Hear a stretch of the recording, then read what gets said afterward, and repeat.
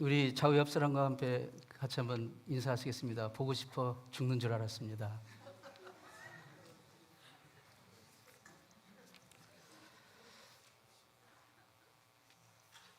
하나님을 찬양합시다.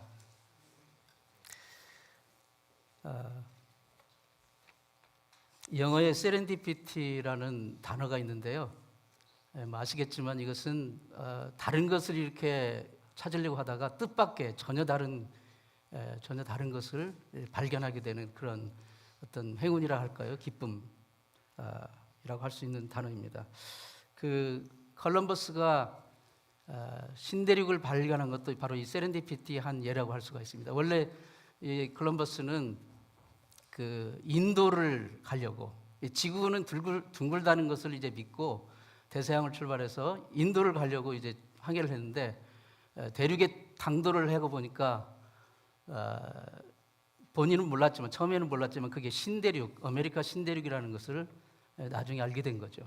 그래서 이제 처음으로 유럽 사람 중에 처음으로 이제 아메리카 신대륙을 발견하게 되는 그런 뜻밖의 이제 그 기쁨을 얻게 된 것입니다. 그 한때 정말 세상을 떠들썩하게 했던 바이아그라라는 그 약도 원래는 그 협심증 그 치료제로 개발이 되었다고 하잖아요. 그 혈관이 좁아가지고 피가 심장으로 이제 그 원활하게 가지 못하는 사람들 대상으로 그들의 그 고통을 치유하기 위해서 임상 실험을 하는 중에 이제 이 약이 그 협심증에도 도움이 되지만 바로 그러한 그 성기능에도 도움이 된다는 것을 깨닫게 된 것입니다. 우리의 삶에도 이러한 세렌디피티 같은 성격의 것들이 많이 있습니다. 대표적인 것이 아마도 행복이 아닌가 싶습니다. 왜냐하면 행복을 추구하면 할수록, 막 행복에 애걸복걸하면 할수록 행복은 언제나 우리 손에서 멀리 달아나고 있음을 보게 됩니다. 그런데 오히려 행복에 대해서 그렇게 연연하지 않고 거기에 애걸복걸하지 않고 이렇게 일상의 삶을 살아가고 있을 때 문득 내가 행복한 사람이구나 라는 것을 깨닫게 되는 참 묘한 역사를 가지고 있는 게 그 행복입니다. 행복이 무엇이냐고 묻는다면 사람마다 대답이 다 다를 겁니다. 그러나 대체로 우리가 소망하고 욕구하는 것이 이루어지는 것이 행복이라고 한다면 일반적으로 우리는 이 소망하고 욕구하는 것이 이루어지는 것이 기쁨이고 행복이고, 그렇지 않게 될 때 우리는 슬픔과 고통과 좌절을 느낍니다. 이처럼 우리의 기쁨과 행복이 우리의 소원이 이루어지는 것에 비례한다고 생각하기 때문에 나의 소원을 이루는 것이 하나님을 믿고 하나님을 찾는 주된 이유가 되기도 합니다. 그런데 이것이 잘못된 것일까요? 하나님께서도 우리의 소원을 이루어 주시는 것에 관심을 갖고 계시기 때문에 이것이 전적으로 잘못된 그런 그 태도라고 할 수는 없습니다. 하지만 내가 행복해지기 위해서 내가 욕구하고 욕망하는 것, 그것을 충족하고 만족시키기 위해서만 산다고 한다면, 그리고 거기에 애걸복걸 매달리게 된다면, 또 그것을 이루기 위한 방편으로 우리가 하나님을 생각한다면, 하나님을 의지하고 찾게 된다면, 그럴수록 우리가 원하는 행복은 우리 손에서 멀리 달아나 버리는 경우를 우리는 매일, 사실 매 순간 경험합니다. 행복을 추구할수록, 거기에 매달릴수록 행복과 멀어지는 이러한 인생의 역설 앞에서 우리는 어떻게 참 행복을 하나님의 자녀로서 얻을 수 있을까요? 저는 오늘 이 질문의 답을 한 여인의 삶을 통해 같이 한번 찾아보고자 합니다. 이 여인의 이름은 레아입니다. 오늘 읽으신 본문에 나오는 여인이죠. 자기를 사랑하지 않는 남자와 결혼을 했어요. 반강제로. 그리고 그렇기 때문에 남편의 사랑에 목말라 했습니다. 남편의 사랑을 얻기 위해 자기 동생, 여동생과 경쟁을 해야 했고, 그래서 그의 삶이 정말 미저러블했어요. 정말 비참하고 슬프고 괴로웠어요. 그런데 어느 날 그는 하나님의 사랑을 깨닫겠습니다. 그리고 하나님을 찬송하고 하나님을 예배하는 그런 삶의 태도로 바뀌었을 때 그는 진정한 삶의 행복을 발견하게 되었습니다. 우리는 창세기 29장에서 야곱이 어떻게 결혼했는지 그 상황을 이렇게 보게 됩니다. 야곱은 형 에서의 보복을 피해 도망을 갔는데 외삼촌 집, 라반 외삼촌 집으로 도망을 갔어요. 도망가가지고 거기 그 외삼촌의 그 딸들이 둘이 있는데 둘째 딸 라헬을 보고 첫눈에 그냥 반했어요. 그리고 사랑에 빠졌어요. 그 라헬과 결혼하기 위해 7년간 외삼촌 집에서 머슴살이를 했어요. 결혼식 첫날 밤에 신방에 들어온 신부는 자기가 사랑하는, 자기가 원했던 라헬이 아니라 야곱이 전혀 매력을 느끼지 못했던 그 언니 레아가 들어온 거예요. 외삼촌에게 속은 거죠.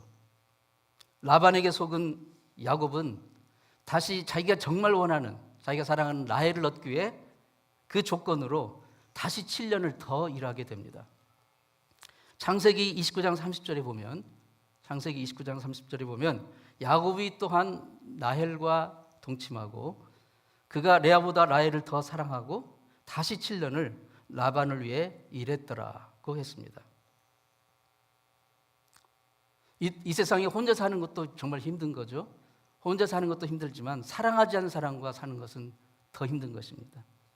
레아처럼 자기를 사랑하지 않는 남편과 결혼해서 사는 것 얼마나 고통이겠습니까? 야곱은 레아에게서 아무런 매력도 느끼지 못하고 레아를 원하거나 레아를 사랑하지도 않았어요. 레아가 야곱의 관심과 사랑을 받지 못한 이유에 대해서 창세기 29장 17절은 우리에게 힌트를 주고 있어요. 창세기 29장 17절은 무슨 힌트를 주고 있냐면 이렇게 말하고 있습니다. 레아는 시력이 약하고 라헬은 곱고 아리따우니. 여기 레아의 시력이 약했다, 눈이 약했다는 것은 이 중의적인 의미가 있어요. 그러니까 실질적으로 눈이 안 좋아가지고 이렇게 늘 이렇게 했던 것도 있지만 바로 이 표현은 그 외모가 레아가 잘생겼냐 못생겼냐에 대한 표현은 나오지 않아요. 근데 어쨌든 레아는 야곱이 그에 대해서 매력을 전혀 느끼지 못한 상대적으로 라헬 상대적으로 그런 인물이었다는 것을 말해줍니다. 그냥 아버지에 의해서 사랑 없는 결혼을 한 레아는 끊임없이 그 남편의 사랑을 갈구했지만 남편의 사랑은 늘 여동생 라헬에게로만 향하고 있었을 것입니다. 레아는 남편이 그 라헬을 향해 가졌던 그 사랑을 조금이라도 자기에게 나눠 가지기를 얼마나 원했을까요? 그러나 남편은 레아의 이 상한 마음, 이 외로운 마음에 아무런 관심도 기울이지 않았습니다. 그런데 남편은 비록 그랬을지라도 그의 레아의 고통과 아픔을 보고 있는 사람이 있었어요. 보고 있는 분이 있었어요. 32절에 보면 레아가 임신하여 아들을 낳고 그 이름을 르우벤이라 하여 가로되 여호와께서 나의 괴로움을 건고하셨으니 이제는 내 남편이 나를 사랑하리로다 하였더라. 여기서 첫째 아들을 낳고 이름을 르우벤이라 합니다. 르우벤이라는 이름은 하나님이 나의 고통을 보셨다라는 뜻이에요. 레아가 아들을 낳았을 때 남편은 비록 자기를 무시하고 외면하고 사랑하지 않지만 하나님께서 자기가 남편에게 사랑받지 못하는 것을 보셨다는 것, 하나님이 자기를 긍휼히 여기신다는 것을 보았던 거예요. 깨달았던 거예요. 여기서 우리는 하나님의 성품 하나를 발견하게 됩니다. 레아의 그 고통스러운 삶의 현장 가운데서 하나님이 어떤 분으로 보여주시느냐, 하나님의 성품이 나옵니다. 하나님은 물이 낮은 곳으로 흐르듯이 하나님의 마음은 소외되고 고통받는 사람들에게로 향하십니다. 하나님은 레아의 아픔을 보셨고 아셨습니다. 마치 친정아버지가 시집간 딸이 정말 고독하고 슬프고 괴로운 그 딸을 위로하면서 그러한 마음으로 하나님께서는 레아를 향하여 그를 보시고 그의 태를 여시고 아들을 잉태케 하셨습니다. 여인이 시집가서 그 가문을 위해 아들을 낳아주는 것이 봉건시대는 얼마나 중요한 일인지 옛날 우리 한국 어머니들은 너무나도 잘 아십니다. 아들을 낳지 않으면 시댁에서 구박을 당하고 심지어 다시 쫓겨나는 그런 일이 있어도 아무 말도 못했어요. 그 가문을 계승할 아들을 낳아주는 것이 여인의 의무였기 때문에 옛날 성경시대 히브리 문화에도 그랬습니다. 그렇기 때문에 레아는 아들을 낳았을 때 얼마나 마음이 터질 듯이 기쁘고 자랑스러웠을까요? 레아는 하나님이 자기의 외로운 처지를 아시고 아들을 주셨다면 남편 야곱의 마음도 하나님이 열게 해주실 것이다 라고 믿는 마음으로 르우벤이라 진 거예요. 이런 상상을 한번 해볼 수 있을 것입니다. 만일 레아가 우리 한국 사람처럼 새벽 기도를 했다면 그의 기도 제목은 오로지 남편의 마음을 열어달라고, 자기를 사랑하게 해달라고 간절히 기도했을 거예요. 하지만 현실은 레아의 이 기도와 기대와 달랐습니다. 야곱은 여전히 레아에게 마음을 주지 않습니다. 이것을 레아가 둘째 아들을 낳고 한 말에서도 알 수 있습니다. 여호와께서 내가 사랑받지 못하는 것을 보시고 또 아들을 주셨다. 그렇게 고백을 했어요. 그리고 셋째 아들을 낳았을 때도 그녀는 남편의 사랑이 자기로 향하리라는 그 간절한 기대를 그 이름에 담아서 버리지 않고 이름에 담아서 표현했어요. 남편에게 아들 셋이나 낳아주었으니 이제는 남편의 마음이 나에게로 오겠지. 레위. 그 레위라는 이름의 뜻은 연합, 둘이 하나가 되다. 남편의 마음이 나에게 와서 하나가 된다라는 그런 뜻을 담고 있어요. 이 레위가 나중에 이스라엘 12지파 중에서 제사장의 직임을 맡게 되는 레위 족속의 조상이 된 것입니다. 이 세 아들들에게 주어진 그 이름들, 르우벤, 시므온, 레위, 이 세 아들들에게 레아가 지어진 이름들이 뭘 말해주느냐? 레아가 얼마나 남편의 사랑을 받기를 갈구했는지, 또 번번이 좌절되는 그 소원 앞에서 얼마나 비통한 비참한 삶을 살아야 했는지를 역설적으로 보여주는 것입니다. 레아는 전혀 행복하지 못했습니다. 그토록 남편의 사랑을 얻어보려고 아들을 낳고 또 낳고 또 낳고 또 낳았지만 남편의 마음은 여전히 레아에게 가지 않았습니다. 여기 이 장면에서 우리는 레아에게뿐만 아니라 우리에게도 주는 중요한 교훈을 갖게 됩니다. 우리는 어떤 사람으로 하여금 억지로 나를 사랑하게 만들 수 없습니다. 사실 우리가 다른 사람으로 하여금 나를 받아들이고 나를 사랑해주고 나를 좋게 생각하도록 우리가 매달리면 매달릴수록 상대방은 더욱 부담을 느끼고 더욱 거부하게 됩니다. 남편의 사랑을 얻어내는 레아의 이 집착은 야곱의 마음을 자신에게로 돌리기는커녕 오히려 그 질투로 인해 남편이 레아에게 더 정이 떨어질 수도 있었을 것입니다. 그러나 우리는 성경 본문에서 하나님께서 레아가 사랑받지 못하는 것을 보셨고 들으셨고 아셨다는 것을 3번이나 반복적으로 이 본문에 나오고 있습니다. 하나님은 레아의 고통을 보셨고 아셨습니다. 레아가 야곱의 사랑을 얻기 위해 눈물겨운 노력을 하고 있고 그 노력이 좌절되어 쓰라림을 겪고 있는 그 세월 동안 하나님은 레아를 부드럽게 하나님께로 이끌고 계셨던 것입니다. 그렇게 해서 레아가 네 번째 아들 유다를 임신했을 때, 그리고 그를 낳았을 때 레아의 마음속에 무언가 변화가 일어났습니다. 35절을 보겠습니다. 그가 또 임신하여 아들을 낳고 말하기를 이제는 내가 여호와를 찬송하리라 하고 이로 인하여 그가 이름을 유다라 하였고 그의 자녀 출산이 멈추었더라. 그의 출산이 멈추었더라. 유다라는 이름은 찬송하리로다, 또는 하나님은 찬송받으실 것이다 라는 그 뜻을 가지고 있습니다. 유다가 누구입니까? 나중에 이스라엘 왕 중의 왕 다윗이 이 유다 지파에서 나오고, 무엇보다도 이 유다 지파의 뿌리에서 인류의 메시아, 인류의 구세주 그리스도가 탄생하게 되는 것입니다. 레아의 심경에 무슨 변화가 있었던 것일까요? 레아는 그가 비록 남편의 사랑을 받지 못했지만 대신에 하나님께서 커다란 긍휼과 사랑으로 자신을 은혜 베풀어 주시고 사랑해 오셨다는 것을 비로소 깊이 깨닫게 된 거예요.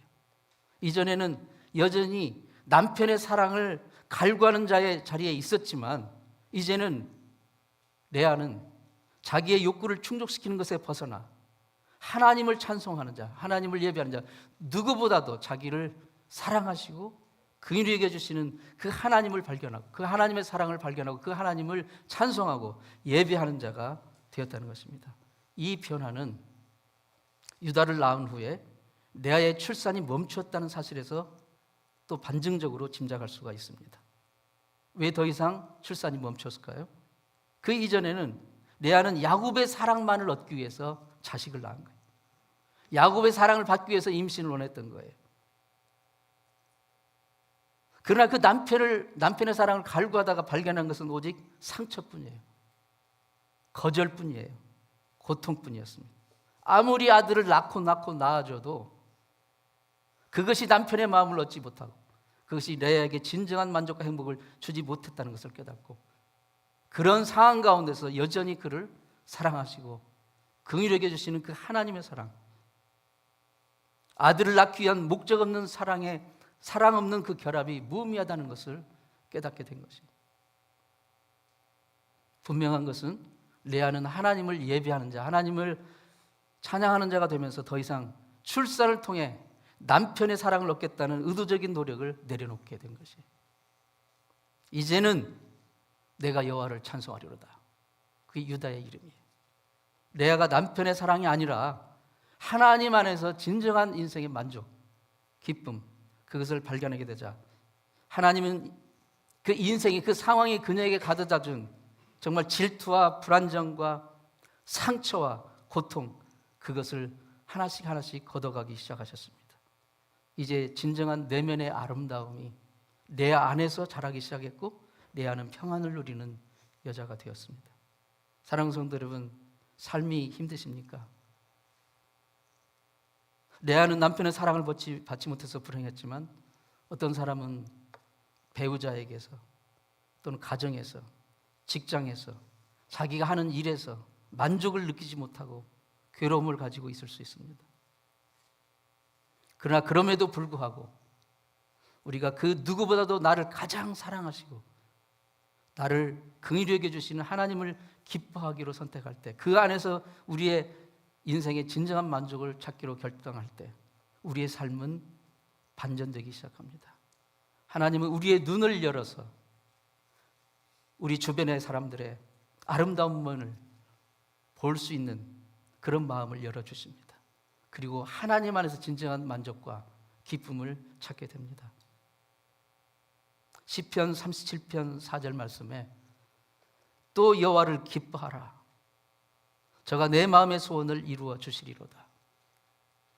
왜 우리가 하나님을 기뻐합니까? 왜 우리가 하나님을 기뻐해야 됩니까? 세상의 모든 것이 나에게 아픔을 주고 내가 고통 가운데 있다 할지라도 하나님은 여전히 나를 사랑하시고 위로하시고 돌보신 분이라는 것을 깨닫고 그 하나님을 우리가 기뻐하고 그 하나님을 찬송하고 그 하나님을 예배할 때, 그럴 때 비로소 우리가 애걸복걸하던 그런 것들이, 우리가 그것을 그렇게 애걸복걸할 때는 멀어져 있던 것들이 하나님 안에서 진정한 만족과 하나님의 그 사랑을 느끼고 하나님을 찬양하게 될 때 오히려 그 마음의 소원을 이루어 주시는 것을 보게 될 것입니다. 이 레아의 변화는 라헬의 경우와 아주 묘한 대조를 이룬다는 사실이 매우 흥미롭습니다.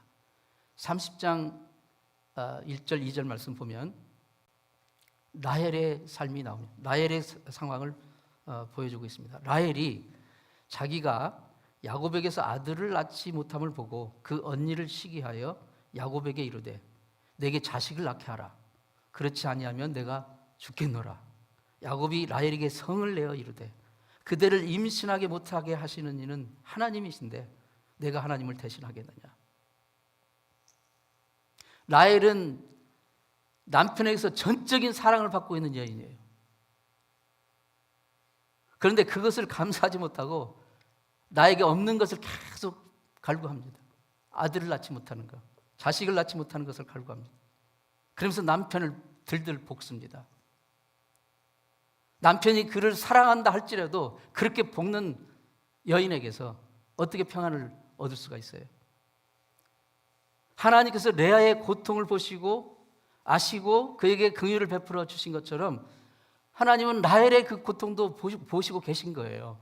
그런데 레아는 그 고통 가운데서 비록 남편은 자기를 사랑하지 않고 자기가 그 고통을 갖고 있지만 이것을 보시는 하나님이 계시다는 것, 그리고 그 하나님이 나를 긍휼하게 해주신다는 것, 나를 사랑하신다는 것을 깨닫고 하나님 안에서 만족을 찾게 되었다면 라헬은 그 엄청난 특권, 남편의 사랑을 얻는 그 사랑을 귀한 줄을 모르고 자기에게 없는 것, 언니를 시기 질투하고 아들 달라고 남편에게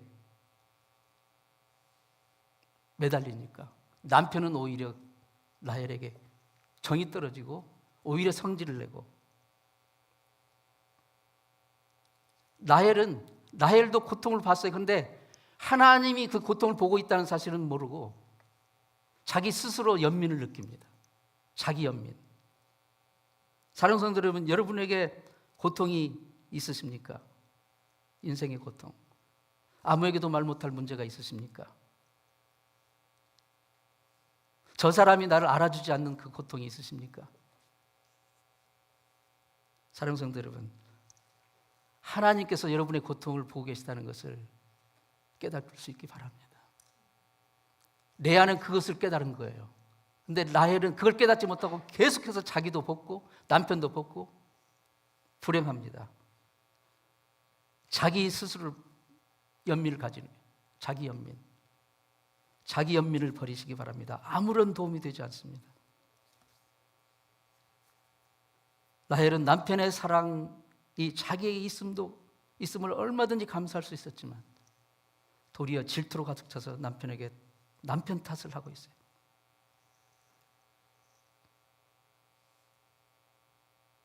라헬의 질투는 멈추지 않았고 라헬은 하나님을 기다리기보다는 자신의 인간적인 방법으로 아이를 얻습니다. 여종을 야곱에게 줘서 자기 대신 아들을 얻게 한 것입니다. 오로지 언니를 이기겠다는 그 질투와 경쟁심, 그것으로 라헬 자신의 삶은 비록 남편의 사랑을 받고 있지만 지쳐가고 있고 지옥처럼 되어 버렸던 것입니다.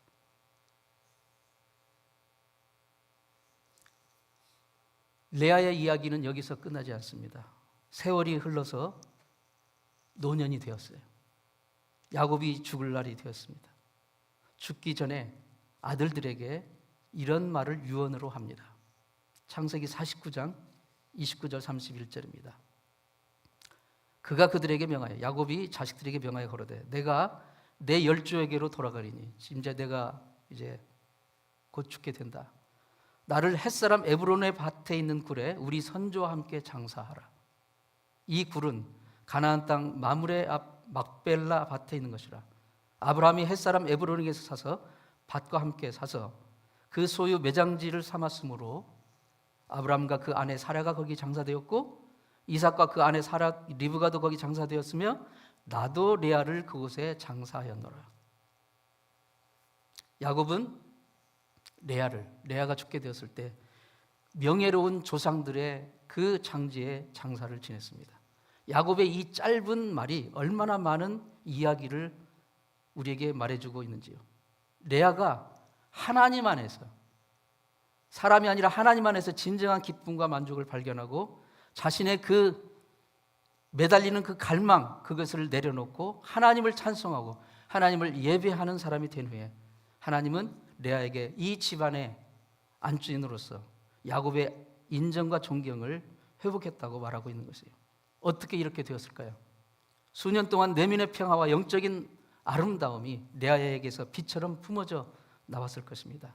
야곱은 이런 레아를 새로운 눈으로 바라보았을 것이고 그녀가 누리는 평안에서 그 또한 평화를 얻게 되었을 것입니다. 레아가 죽었을 때 그녀가 입술로 하나님을 찬양하며 그리고 아내를 귀하게 바라보는 남편과 많은 자식들에 둘러싸여서 감사하며 이 세상을 떠났을 것이라고 상상하는 것은 그리 어려운 일이 아닙니다. 그러나 라헬은 어떻게 되었을까요? 하나님은 라헬에게도 은혜를 베푸셨습니다. 그를 궁히 여겨 주셨어요. 그리고 그에게 두 아들을 주셨습니다. 그러나 라헬은 여전히 자기를 돌보시고 자기를 궁히 여겨 주시고 자기를 보고 계신 하나님을 깨닫지 못했어요. 야곱이 고향 가나안으로 돌아가는 도중에 베냐민을 낳다가 산고로 죽습니다. 야곱은 죽은 라헬을 베들레헴 근처 길가에 묻습니다. 라헬은 레아만큼 오래 살지도 못했고 레아처럼 아브라함과 사라, 이삭과 리브가가 묻혀있는 그 묘지에 매장되는 명예도 얻지 못했습니다. 그러나 하나님은 레아에게 무엇보다도 다윗 왕조 그리고 무엇보다도 인류의 구세주 메시아의 조상이 되는 놀라운 영예를 주셨습니다. 말씀을 맺겠습니다. 우리가 사람의 사랑을 받고 사랑의 인정을 받고 싶어서 추구하는 것, 그 자체를 잘못됐다고 할 수는 없습니다. 그러나 우리가 사람의 사랑을, 사람의 인정을 추구하면 찰수록 그 사랑은 우리 손에서 달아나고 맙니다. 우리가 행복하고 싶어서 내가 원하는 것을 막 얻고자 하는 것, 그 자체로 그러한 노력을 잘못됐다고 할 수가 없습니다. 그러나 내가 원하는 것을 막 애걸복걸 추구하면서 매달리면서 행복하려고 하면 할수록 행복은 나에게서 멀어집니다. 행복과 만족은, 진정한 만족은 우리가 손으로 애써서 얻어지는 것이 아닙니다. 하나님이 우리에게 주시는 선물입니다. 우리가 우리 손으로 움켜잡으려고 했던 모든 추구를 내려놓고 나를 그 어떤 상황 가운데서도 나를 사랑하시고 기뻐하시고 위로하시고 바라보고 계신 그 하나님을 찬송하고 그 하나님을 예배하고 하나님 안에서 만족을 얻게 될 때 우리는 진정으로 하나님을 예배할 수 있는 사람, 하나님을 찬양하는 사람, 진정한 행복을 갖게 되는 사람이 될 것입니다.